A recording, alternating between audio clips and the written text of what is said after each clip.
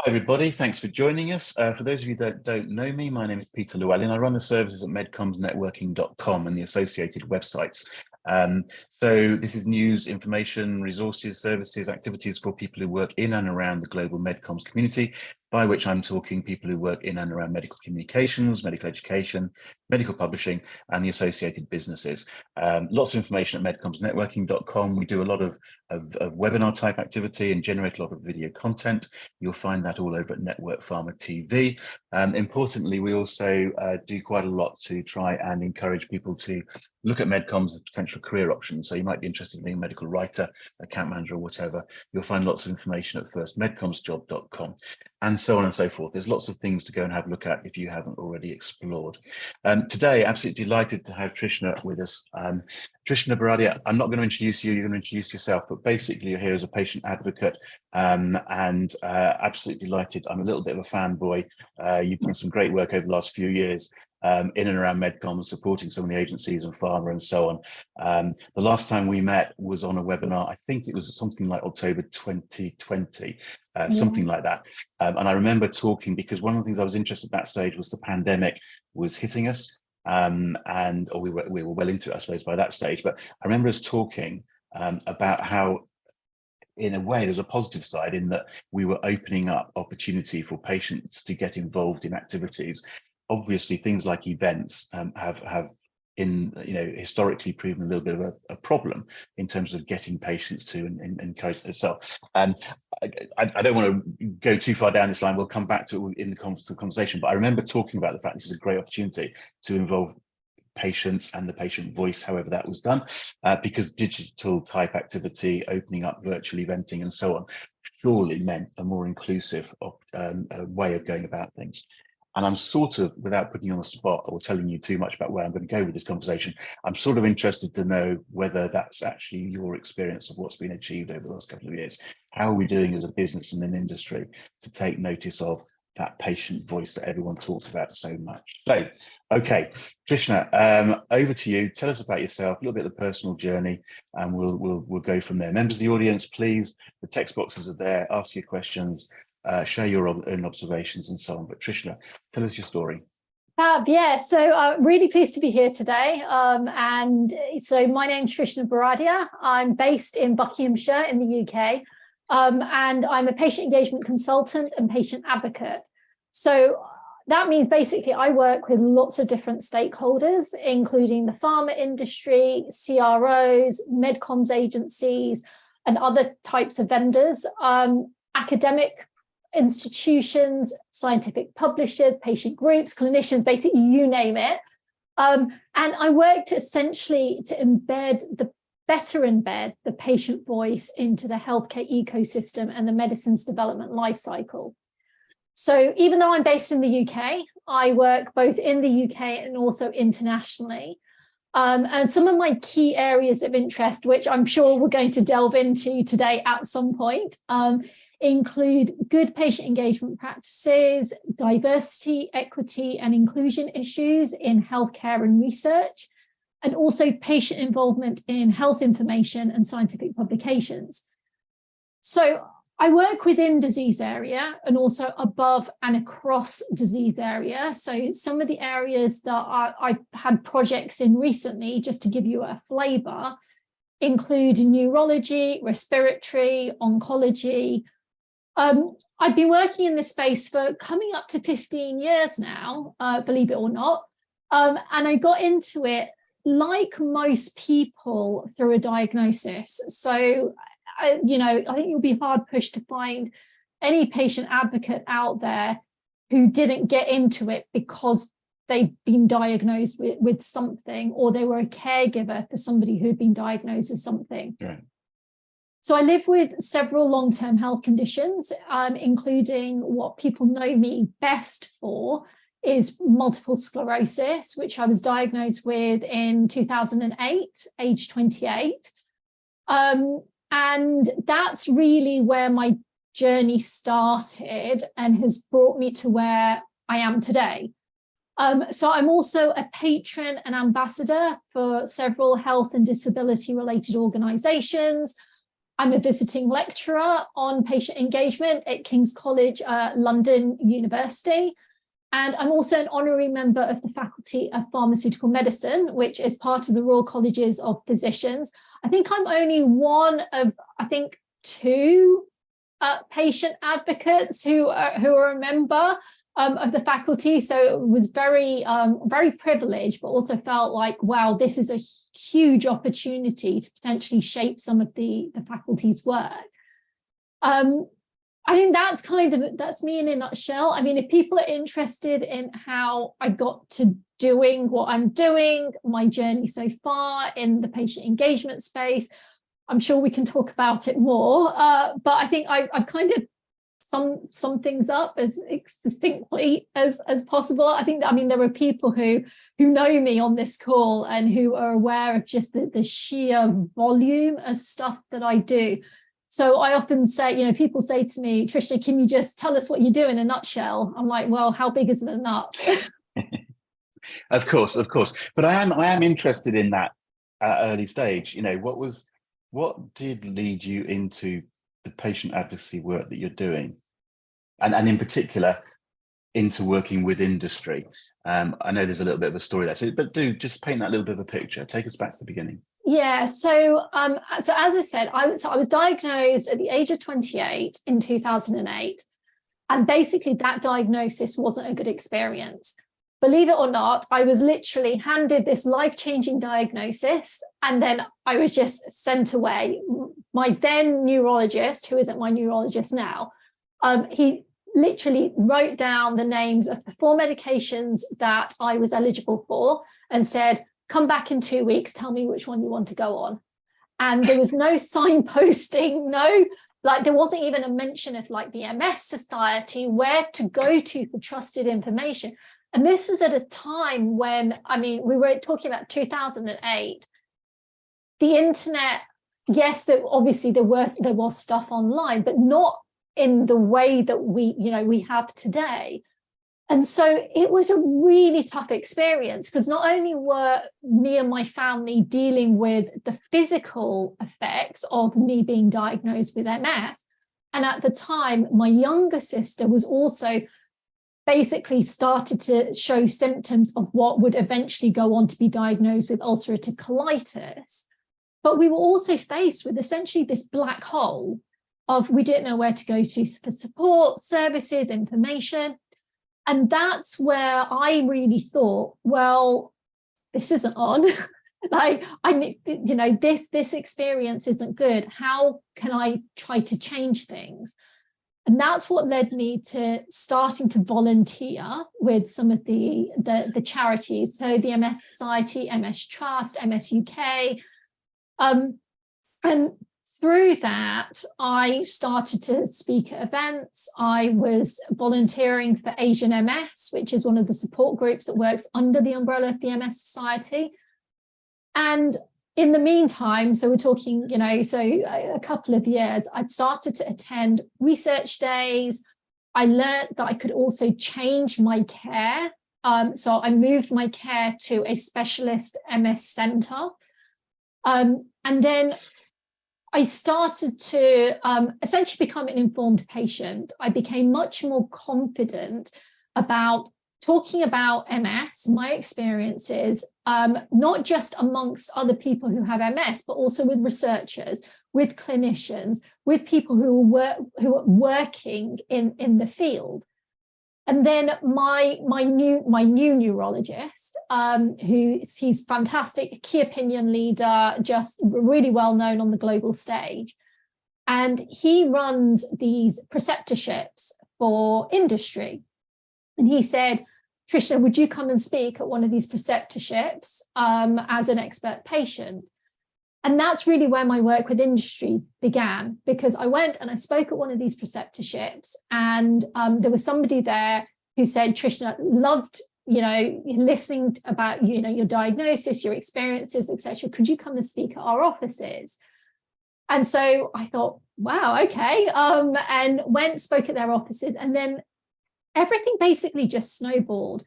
One project led to another. I then started to be asked to speak at conferences. Somebody saw me speak and then would ask me to do something else. I would meet people, we would get chatting, and they'd say, oh, we've got this project that we would like some help with. And that's where my work with industry then started. And it's funny because I can still pinpoint for example, there are certain companies that I started working with. I can pinpoint like which conference did I first meet someone, and like we were chatting during the coffee break and they mentioned, oh, we've got this, it might be interesting to you. So that in the beginning, my work with industry was very much centered around patient experience, patient insights, that patient journey, unmet needs, all of that kind of stuff. And as I was working more with industry, whether that was with pharma companies, whether it was with MedComms agencies and vendors, I started to realize that actually there were times when they weren't getting it right. And I had a few quite challenging and what I would say poor experiences where, for example, I was being handed contracts that I didn't know what I was signing. And I was too scared to ask because there was this, you mustn't talk about this with anybody because you'll be breaking confidentiality and this, that, and the other. And I was just like, I don't understand this. And it was very much, well, if you don't understand it, you need to go and get independent legal advice. I can't afford that, because we can't advise you.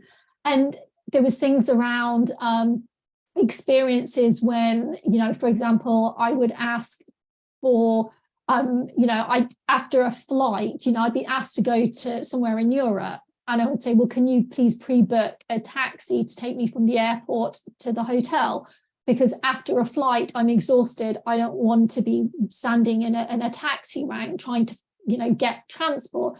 So, well, we can't do that because, that's not what we do. And I'm thinking, well, if I was a healthcare professional key opinion leader, would you be asking them to do the same thing? So I was having some of these experiences. Don't get me wrong, the vast majority of experiences were great, but there were things that were repeatedly coming up. And that's where, and I think people on the webinar who know me will know that I will say when I don't feel that things are being done right or where things need to be improved. And so I started to say to these organizations where the experience hadn't been great, I said, look, I'll work with you. Let's try and improve this. Because if I'm having this experience, then other people must be as well.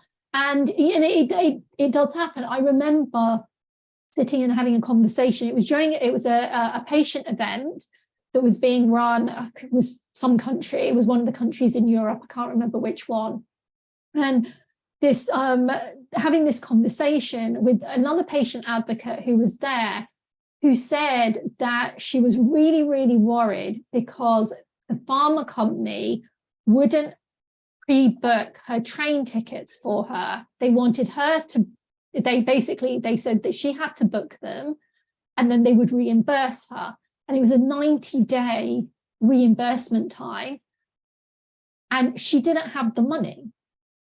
And she was saying to me, she basically, she had to beg and borrow to get the money for this train ticket and then wait 90 days for reimbursement.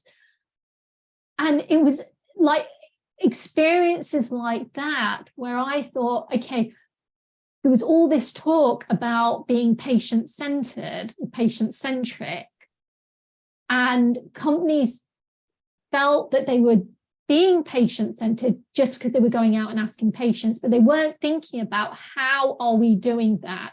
And that's really where my work within the patient engagement space really started. Because I then, like I said, I then started to say to organizations, let me help you. Let's work together and try and improve some of these processes. And even just down to the way in which you talk with patients so that you're not making them feel alienated, you're using the correct terminology, you're not making them feel inferior to anybody else around the table, you're making things as accessible as possible without making somebody feel like they're being a bit of a pain in the behind kind of thing. And also that you're not making them feel like we've got to make exceptions for you. But this is just a normal way of working, just in the same way that, if you've got an employee who shows that they need to work on the communication, you wouldn't then turn around and make them feel bad about it. You'll send them on a training course or something. Well, there are times when working with patients necessitates a lot of empathy, a lot of flexibility, a lot of consideration. And it was something that, I wasn't necessarily seeing as much of as I think that there should have been. I just monologued for like 20 minutes. It wasn't quite as long as that, but it was. I hope the audience is agreeing. It's fascinating hearing it and listening to you. You covered quite a lot of ground there, and it is just interesting to hear that experience articulated like that. But to draw out some different issues in there, and I sort of have sympathy with all sides a little bit. Some of what you're talking about in terms of people dealing with you on a practical level will happen with whatever company or environment you're in, etc. Right? The problem the pharma industry and maybe MedComms with it has or could have is that it starts to make out that we are patient-centric, we are particularly thinking about you and all the rest of that, which then throws some of what you're talking about into quite a severe sort of like conflict sort of thing. And I think I'm probably the sort of person who would say there's a big danger for pharma of paying lip service and tick box exercise and so on, just because we have a vice president of patient engagement, and they tick that box or something, or just because we have a conference and we go, patients are able to come to this conference, it doesn't matter unless it actually means something in real life.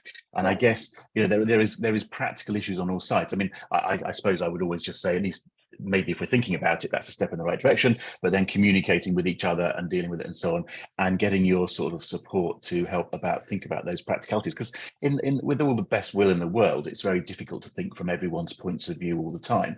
And if you're organizing a conference, there's a lot of stuff, a lot of moving wheels, there's a lot of practical issues, but at the end of the day, there's no point having a meeting saying it's about patient experience or something, and we've all seen these meetings that talk about how the patients are going to work here, and you realize there's no patients involved in the conference program, there's none of them involved in the actual meeting itself, and actually the venue is so set up that the patients they're talking about can't get there, sort of thing. So all of that, I guess we're all just agreeing with each other, but I do think it's important that people think. Some of these sorts of conversations I think are just important, because if they make people stop and think about what they're doing, then we're going to do a little bit better, sort of thing. But let's get to the crux of the. So I was going to say, it's about taking that step back. It's about, okay, this is what we want to do with patients, but then have, one of the things that I often do. So for example, organizations want to run a focus group, run an advisory board, set up a patient council, run an event.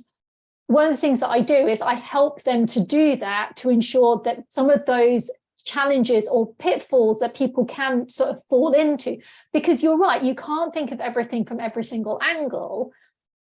It's about trying to make sure that actually we've got as many bases covered as possible. One of the really enjoyable project that I worked on was actually with I can talk about this openly, it's out in the public domain, was with Merck. It was the Merck KGaA Darmstadt, Germany, just to differentiate. And so for several years, they had held this, it was an annual MS patient group forum.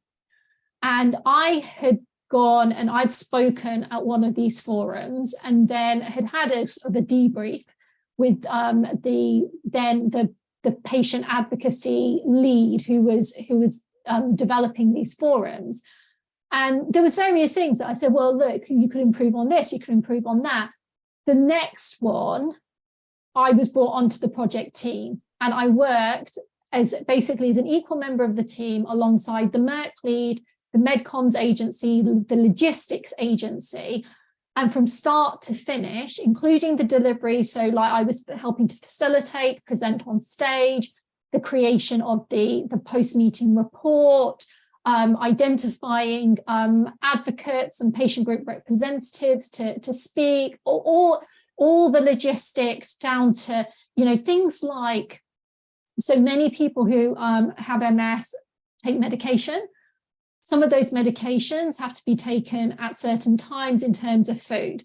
And the time that we were holding this event, one of the things I said, please don't have just finger food, give people a proper meal. And all the attendees really appreciated that.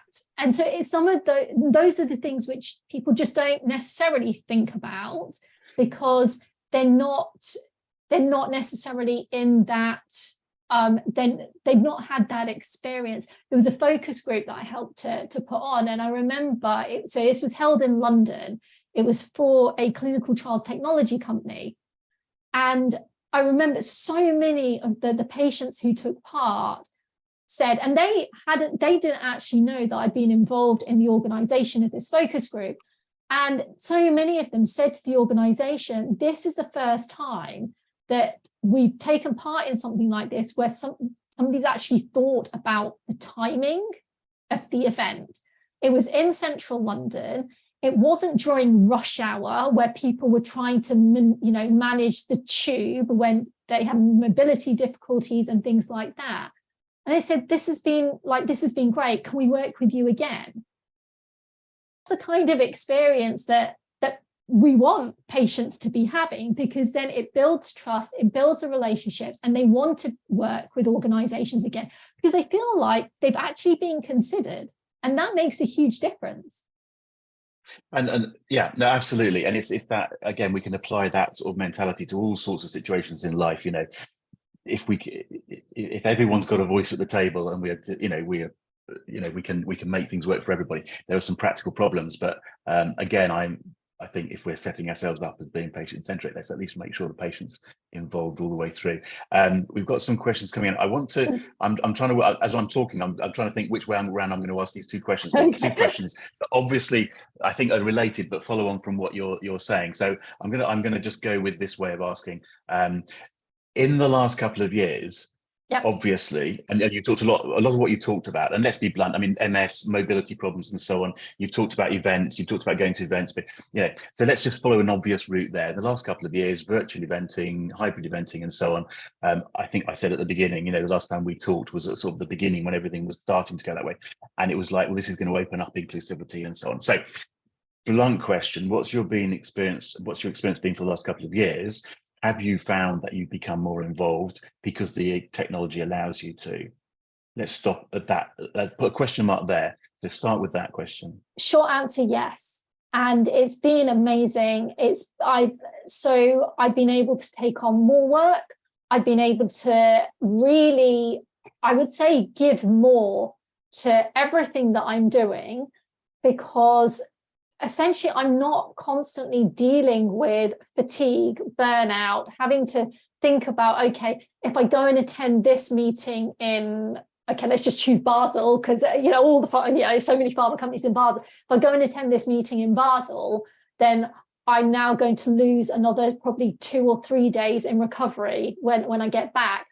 I'm doing so much work with US organizations now, which is possible because I'm not expected to fly out to the US right. every time there's a meeting or every time there's something that needs to be done. And I think that has definitely made things more accessible. I'm seeing different voices in different people around the table. I'm part of a number of initiatives that are truly global now. There's so often I see, oh, this is an international initiative, this is a global initiative, and actually it wasn't. It was North America and Europe, and actually it would be North America and Western Europe. But now, I mean, last week I was in so I'm part of a patient council, and we had people from Uruguay, Chile, North America, UK, Germany, Romania. Basically it was India, China. It was literally all over. And I was sat there, I was just like, this is amazing. And that wasn't something that I felt ever truly happened pre-pandemic, because people just didn't think about doing things virtually. It was always, oh, okay, we're holding a meeting, let's fly everyone somewhere. So I think okay, so it's cutting in there, worked. but just trying to. Okay, so cutting in there. So pre-pandemic, the technology was becoming available. Some people were talking about it, but people weren't routinely using it. The pandemic accelerated everything. It basically just went, there's no option. So we do this. And then everyone went, oh, wow, it's actually amazing what we can do. Then let's go in a couple of two slightly different directions, okay? Or at least try and look at or compare and contrast, okay? So we're sitting here online. It's very easy. We're having a conversation. We've got people from all over the world listening to us. It's amazing what we can do. It's entirely suitable and so on. And lots and lots of practical reasons why this is just a marvelous opportunity. And that activity, you're saying, I think you agree, has opened up massively. Patient groups and so on, advisory groups, absolutely the marvelous opportunity. Let's just compare and contrast and bluntly with another scenario, which you've also touched on in terms of pre-pandemic, where you'd be going to a conference and talking at a conference. So we're talking about medical society conferences or industry conferences, something. So a bigger, more formalized commercial exercise, basically, comes down to it. The opportunity was that at those sorts of conferences, you could be brought in to be involved in programs, panels, and so on and so forth. And I'm guessing, and I think you've already implied that that has happened. My question is, bluntly, and I've slightly set you up this one. I know I've sort of said where I'm going to go with this. Are we going backwards at all as the conference world gets back to meeting face to face? My question is, are we actually going back face to face because that's what a certain number of people want to do, and that's how a certain amount of the business model works and so on? And is that going to lead to exclusion of people who've started to get more involved? So and we've got a couple of questions on this. So are you finding that at that conference type scenario, you're being beamed in like there's no problem, video, hybrid, virtual, call it what you like? Or are you finding you're going back to a situation where people are saying, we've got the meeting in Basel, Barcelona, Paris, whatever, we need you to fly over? I'm intrigued to know what's really happening out there in real life. It's a complete mixture. There are many organizations now that are basically just saying, if you can't be there in person, then we can't do it. So I don't like the word can't, because we know that it's possible. There are other organizations which are doing fully hybrid, and and that's great. There are some where it's in person, but they understand my situation or the situation of another patient advocate, and they said, okay, we'll work with you in order to make it possible for you to still speak, and we'll dial you in. So it's been a complete mixture. I found it frustrating because, there have been times where basically I felt like I'm back in that position where I'm asking for an exception, and that shouldn't be the case. I think, and I talk about this a lot when it comes to patient engagement, it should always be about options and about choice, because we need to ensure that, and we need to remember that every single patient will have individual needs and requirements and different things that will work for them. So it's about options. And it's not about necessarily having, a million different options, which makes things unmanageable or whatever. That's not the case. Sometimes it's as simple as, okay, well, we'll have internet at the conference center. All of them do. We'll set up a Zoom link and we'll project you onto a screen. And most of us who had been doing, throughout the pandemic, we've been doing lots of webinars and conferences and things like that. We're comfortable with that. I don't have an issue if I'm the only person in a panel session who's on a screen and everybody else is there in person. I'm more than comfortable with that. So sometimes I think it's more on the side of the conference organizers are more uncomfortable than actually I am. And I think we have to be careful that we don't move away from offering that choice.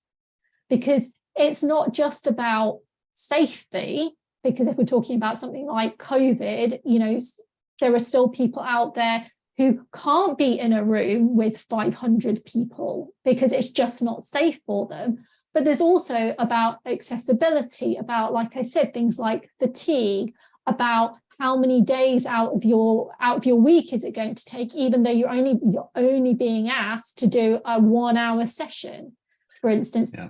All of those kinds of things, I think, come into play. And that's really where I think you're starting to see the difference between the conference organizers who really have patients at their heart and are really considering patients, and the ones who are saying, well, just can't do it. And that's, I think this is a really interesting area, and it would be interesting if any of the audience members want to sort of contribute their thoughts on it. We're getting a few comments coming in, and I'm not sure how one measures it. So it's just, all this is anecdotal type experience that we're sharing here.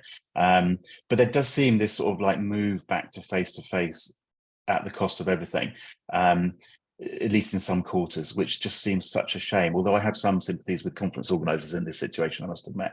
But it'd be a real shame if we go backwards from that point of view. A couple of questions came in earlier on, which I guess, and this is a slightly different question, but let's address this question now.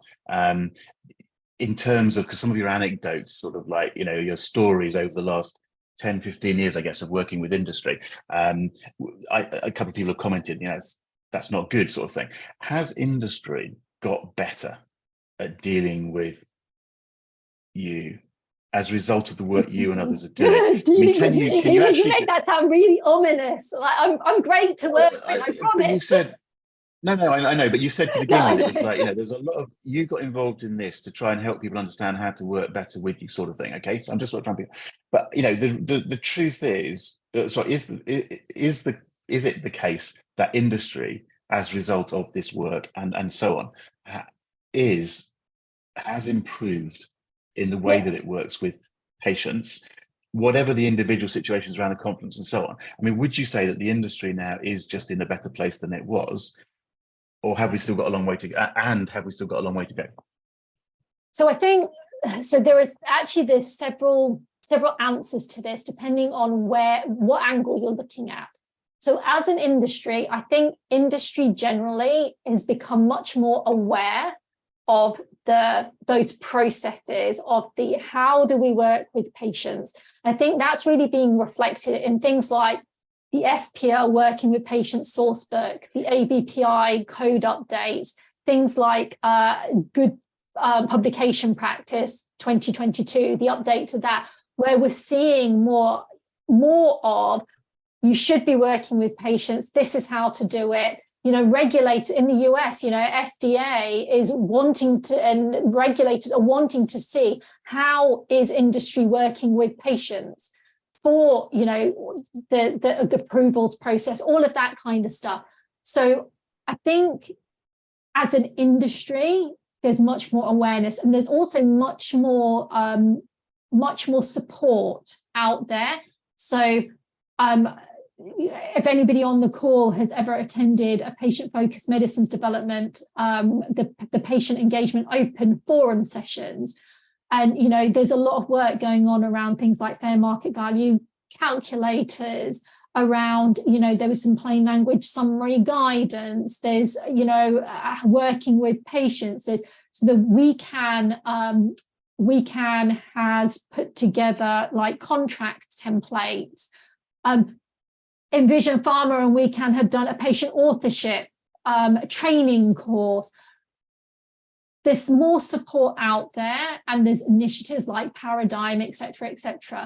And I think that shows that industry has recognized that there needed to be a shift, and that shift is happening. When it comes to individual companies, then it's a whole mixed bag. I'm still, there are times when I just sit and I think, oh my goodness, how has this happened? Where somebody's had just a really bad experience. And sometimes it's not that it's like there's an intent behind it. Sometimes it's just right process isn't in place, or the right training hasn't happened, or something has been missed along the way, and somebody doesn't know how to do something. So I think that sort of the implementation of what is happening at an industry level in terms of the guidance, regulation, all of that kind of stuff, that is very patchwork. There are some companies that are doing things really, really well. And here I'm not talking about just pharma. I'm talking about CROs. I'm talking about MedComms agencies, any organization that's working with patients. And then there's others where it may be that they have a more conservative approach. They're more risk averse. I've been having comments. So one of the things, and people again who know me will know that I do a lot of work around fair remuneration. And so there's this whole discussion around how patients should be stratified. They shouldn't all be paid just one single rate to treat them all the same. You don't do that with HCPs. There is a difference between different types of patients that should be valued accordingly, et cetera, et cetera. And, there's one organization, and, I've been having this conversation for about 5 years, and the work is happening, but it's so slow. And that's really where things then start getting frustrating, because you have then such a wide gap between some organizations, where you then get patient advocates who are working with lots of different organizations, and they're like, well, this organization can do this and they've got the processes in place, so and then why can't you? You're all working from, theoretically all working from the same song sheet, because you're all governed by whether it's the FPA guidance, ABPI, whatever. But often that application or getting change done works at a completely different pace in different organizations.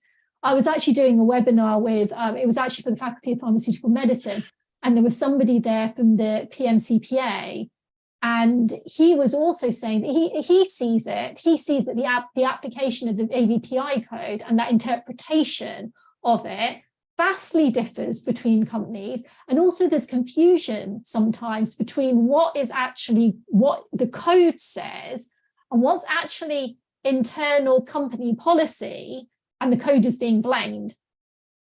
And so there's all these things, I think, come into play, which has meant that there is still differences between organizations. Some are doing things really well, others, have just got some catching up to do. Let's put it that way. Okay. Just this again. Let's just follow this a little bit further in terms of the regulatory type aspects. You mentioned ABPI codes, FPA codes, and so on. How much direct impact does that have on your work? How aware are you? How much impact does it have on you? You're going to generally be contracted to the pharma industry to do this work. Yeah. How much of a thing is the code of practice stuff? Or how that you feel as an individual? Is it restrictive or not? I'm trying not to put words in your mouth. I'm just intrigued. No. So a disclaimer here. So there are patients out there who work with industry who have no idea that the code even exists. So you're talking here to somebody who is, what I would say, that a very, very high level of advocate. And there are some of us out there who we make it our we purposefully go out. I've done an ABPI code training course, and funnily enough, everybody else there was from industry. I was probably the most enthusiastic and excited person to be there, because for me, it was like, well, if compliance is going to say we can't because of the code, I need to know what the code says. I need to know how to interpret it, how it's being applied. Same with the FPA guidance. So people like me, we are aware of it. We understand why it needs to be there. Is it restrictive? I think it depends on how it's being applied. I think there are times when it's restrictive, and not necessarily because it is restrictive, it's because that's how it's being interpreted. I think there is a lot of scope within the code to be able to work well with patients. Same with, with the FPA guidance, there's a lot of scope there. Even within the same company, you can get two people from compliance saying two different things. And so I think it's more around, I think there needs to be more guidance in terms of how do we ensure that there's more, consistency with how things are being applied. But like I said, you're talking to somebody who is at a very high level of advocacy. So, I know that you ran, and I joined that webinar. You ran a webinar about the social media guidance that had been released by the PMCPA. And again, your average patient, advocate, influencer, person who's on social media, patient who's sharing their story, won't have a clue that that's even out there.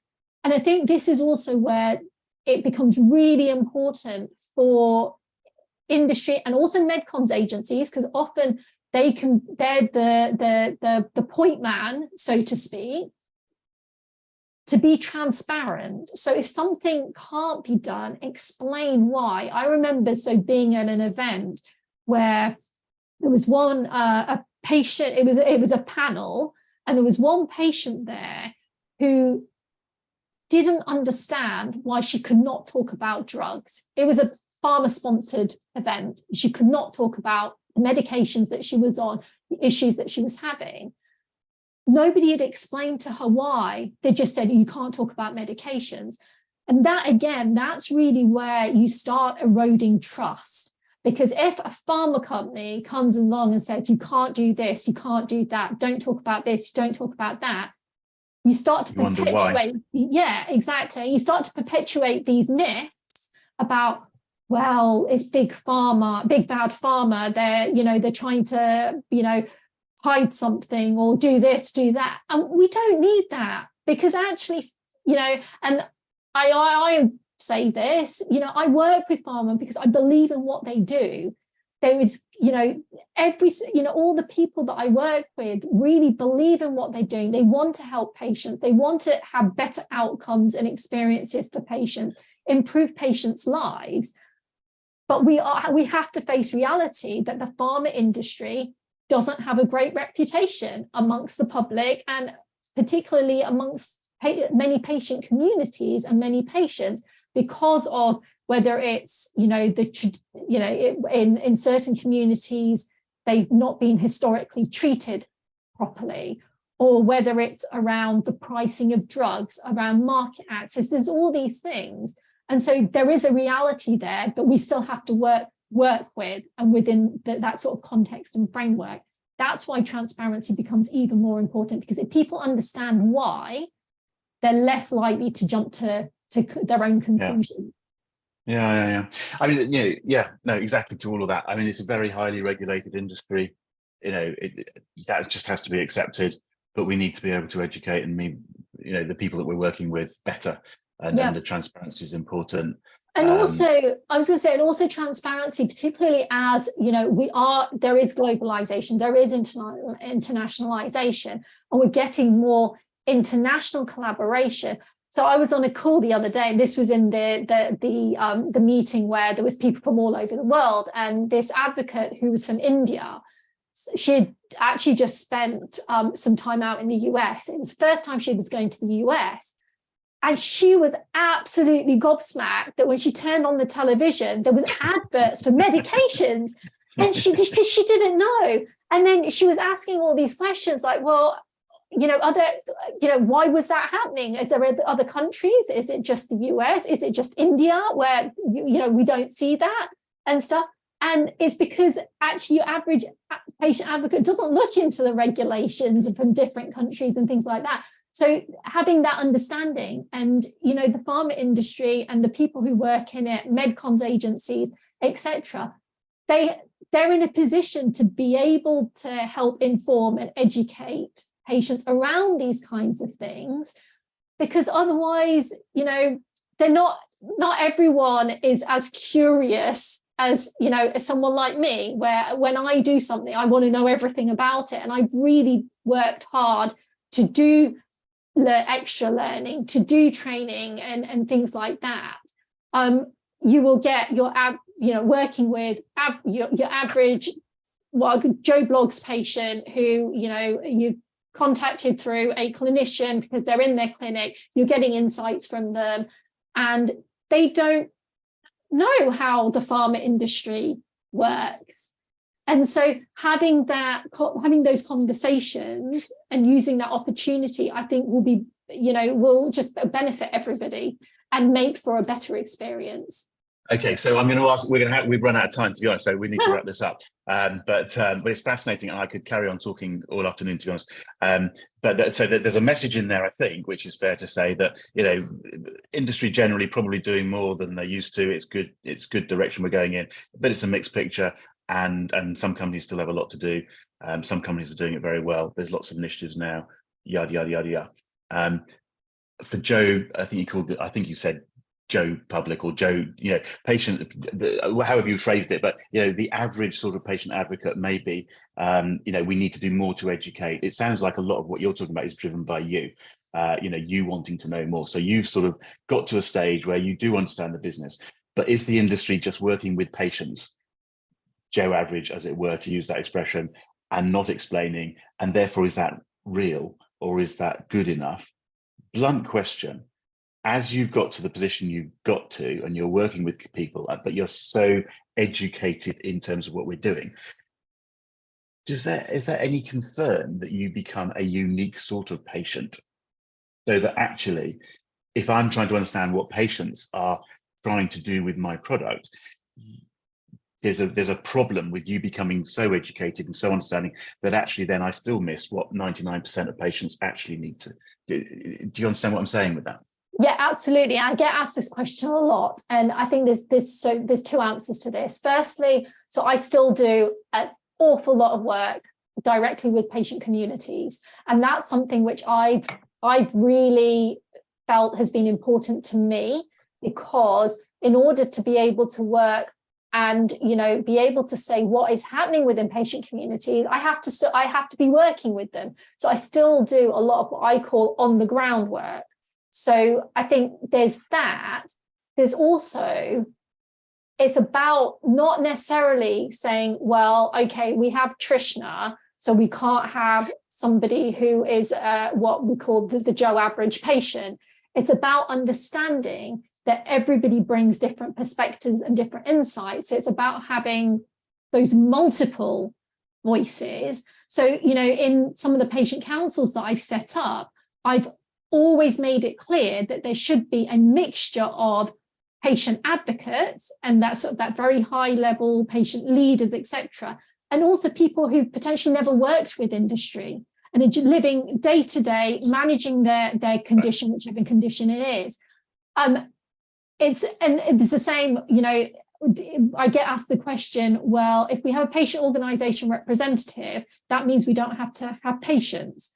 Well, actually, again, it's about bringing different perspectives to the table, because patient organisation representatives bring something different to what patients with lived experience or patient advocates can bring. So it's about understanding that and not saying, well, we just need one or the other. That's not what it's about. It's about multiple voices, and in doing that, you will better understand the patient community. Okay. Look, we're going to have to wrap it up there, although I'd love to keep going. So I'm going to say a huge thank you to you for chatting like this and chatting so openly. I know many people in the audience, it will be absolutely fascinating. I will encourage people in the audience, I know I can speak for you, they can contact you via LinkedIn is the easy way to do it. So absolutely. Please, everyone, the whole point of these sessions is to get people talking to each other, and maybe we'll bring you back and we'll talk more about these issues, because there's so many different directions we could have gone in with this. So huge thank you to you, huge thank you to the audience. If anyone's interested in what I'm up to, MedComms.networking.com, or reach out to me anytime, obviously. But just for the moment, I'm going to say a huge thank you again, huge thank you, and turn the recording off. So just a quick wave, Trishna, and take care, everybody. Bye-bye.